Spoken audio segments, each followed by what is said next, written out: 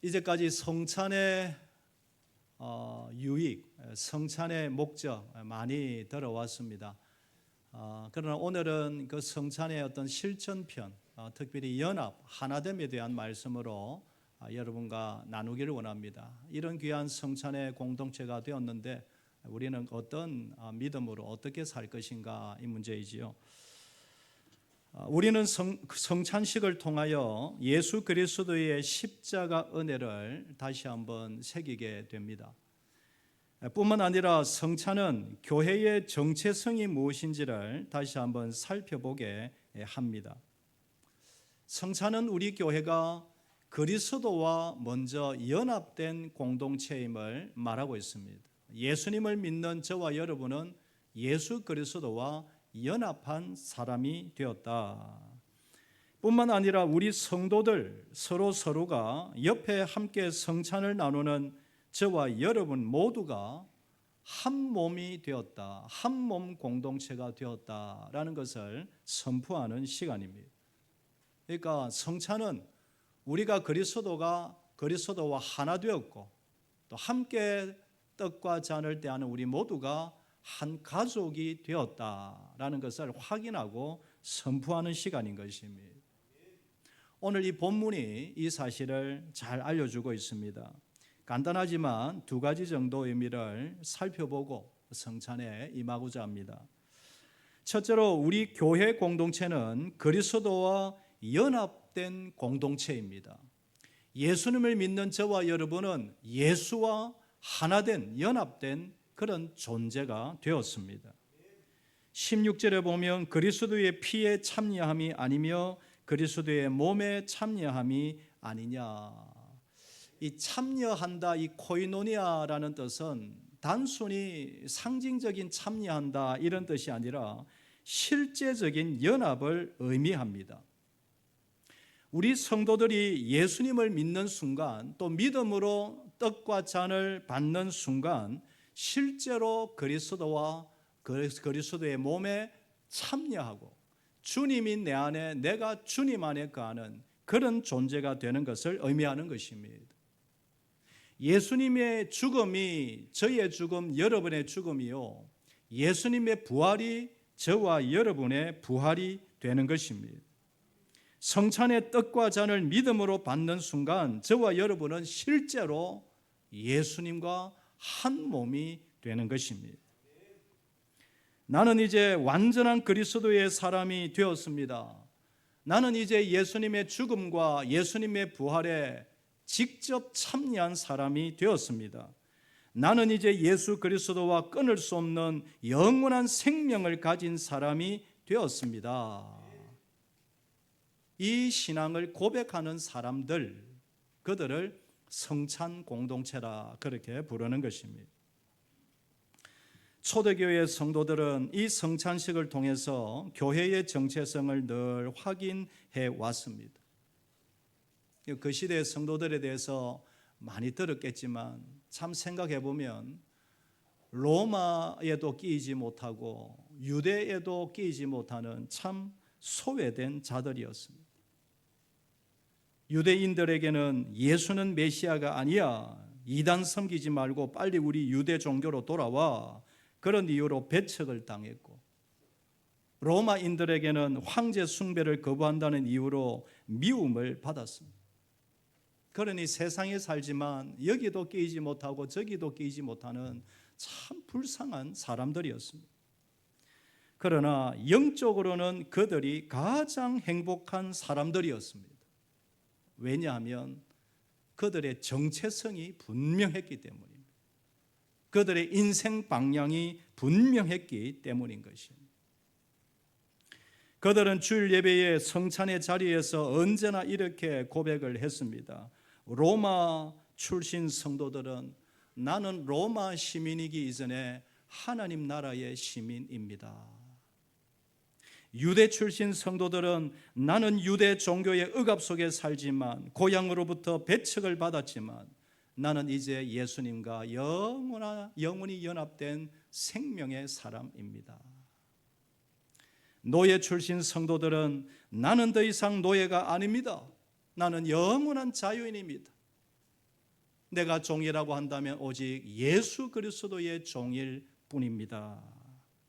매주일마다, 그때는 여러분 성찬식을 매주 했으니까 떡과 잔을 떼면서 매주 이런 고백을 하며 예배를 드리니 여러분 그 예배가 감격스럽지 않을 수가 없었던 것이죠. 이런 성찬 공동체의 고백과 믿음이 지금 저와 여러분에게도 다시금 일어나야 할 줄 믿습니다. 여러분 지금 이 시대는 갈수록 바른 가치관과 바른 진리가 불투명해지는 그런 시대입니다. 불확실한 그런 시대가 점점 되고 있습니다. 내가 어디에서 왔으며 무엇을 하다가 어디로 가는가? 인생이 어디에서 왔으며 무엇을 하다가 어디로 가는가? 여러분 그래도 이전에는 유행가라도 이런 노래들이 있었어요. 그래서 한 번쯤 나를 돌아보는 시간이 있어요. 그런데 요즘은 이런 노랫말도 없고 이런 말도 없는 것 같아요. 오랜만에 세상 친구들 만나서 인생이 어디에서 와서 무엇을 하며 어디로 가는가? 여러분 친구가 뭐랄까요? 쓸데없는 소리, 술맛 떨어진다 그러겠죠. 술이나 마셔라 그러겠죠. 최근에 몇 번 제가 들었던 말 중에 하나가 이 생은 망했다. 이 생은 망했다. 이 생은 혼자 살아야지. 이 생은 폭망했다. 제가 유튜브에서도 듣고 방송 어떻게 지나가다가 그런 말을 몇 번 들은 것 같습니다.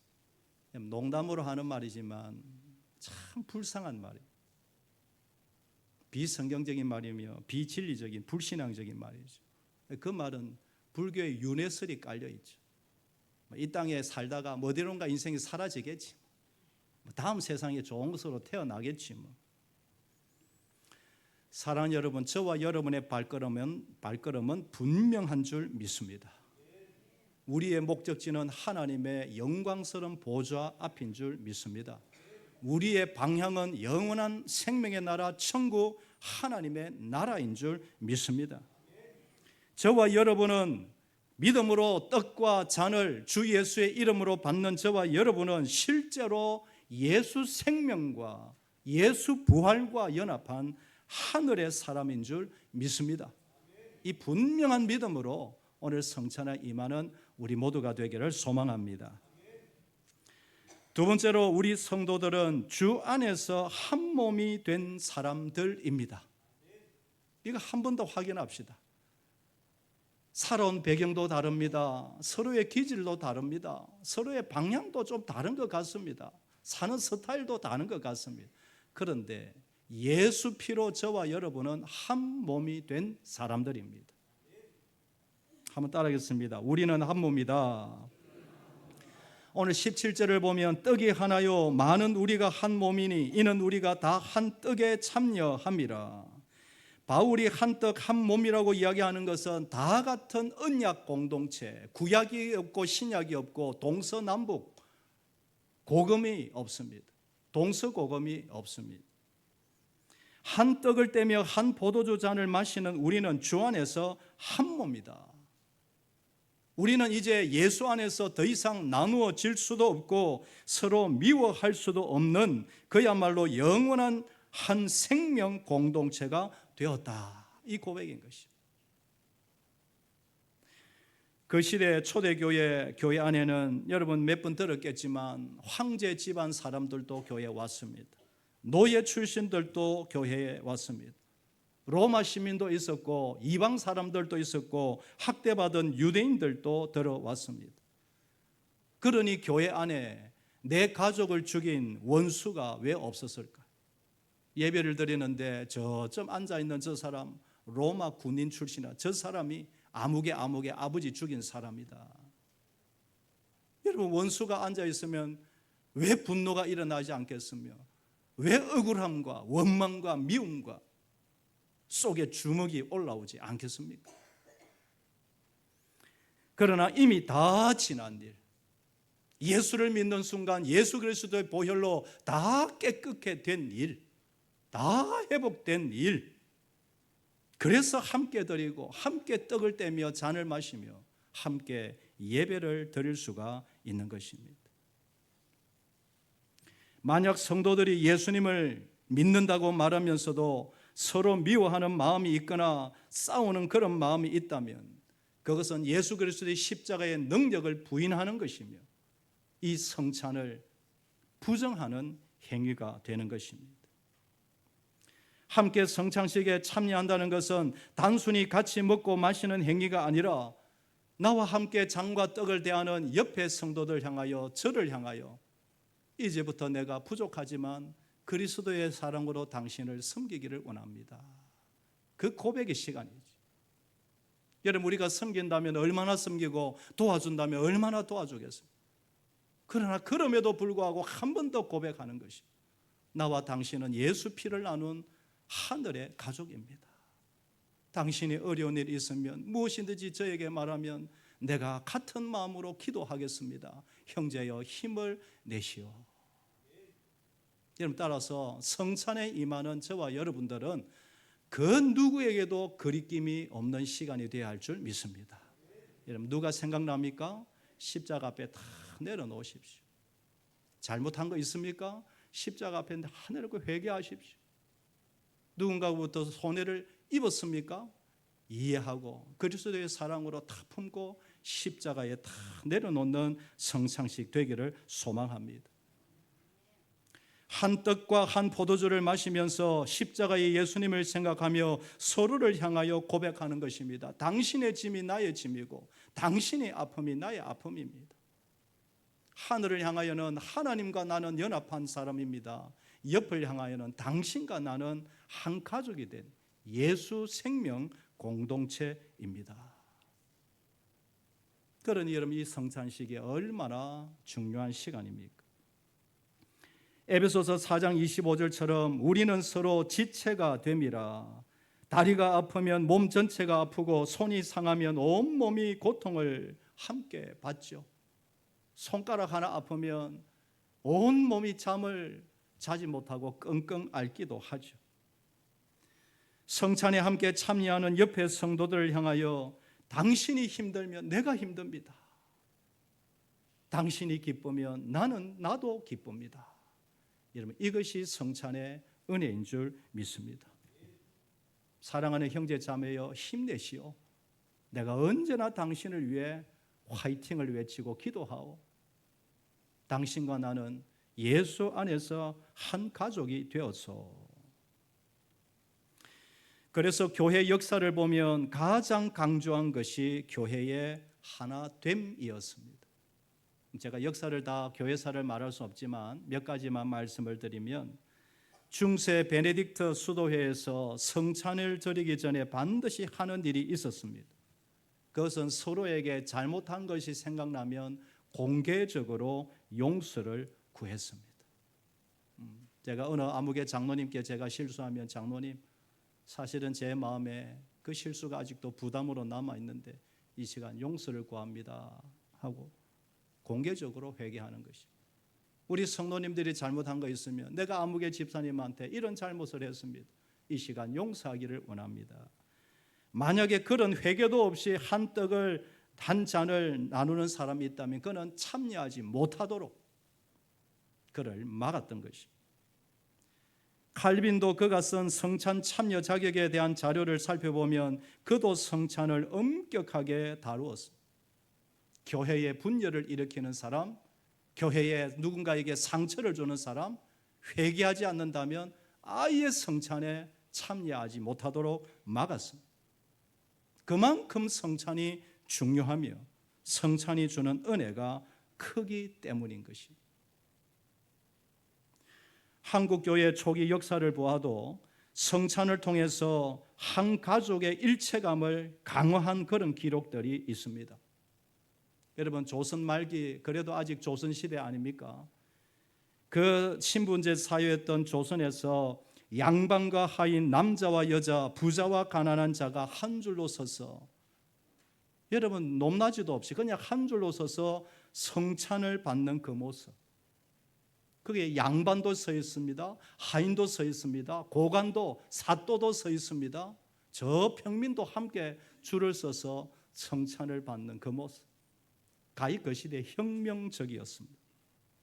그들은 언제나 성찬식에서 우리의 믿음의 선배들은 이렇게 고백했습니다. 성찬 앞에서는 모두가 형제 자매다. 어떤 선교사님의 일기에는 이렇게 기록되어 있다고 합니다. 조선 사람들은 성찬에서 서로를 가족으로 여기는 힘이 매우 강하다. 우리 믿음의 초기의 한국교회 믿음의 선배들이 이 성경을 제대로 믿고 제대로 공부한 것입니다. 그러니까 성찬을 통하여 그 끈끈한 가족애가 다시 한번 불일 듯 일어난 것입니다. 성찬식을 통하여 모든 신분과 지위, 모든 높낮이가 다 사라져 버린 것입니다. 사랑하는 여러분, 저와 우리 모두에게 이 시간, 이 은혜가 충만하게 되기를 소망합니다. 아무리 마음이 상하고 서로가 불편한 것이 있었다 할지라도 성찬식 통과하면 다 하나가 되는 줄 믿습니다. 할렐루야. 이게 참 이해할 수 없는 은혜예요. 아무리 원수 같은 일이 있었다 할지라도 믿음으로 성찬에 임하면 성령의 불이 모든 상처와 분노와 미움을 다 태워버리는 것입니다. 성찬식을 통하여 풀지 못할 상처가 없고 풀지 못할 엉어리가 없는 줄 믿습니다.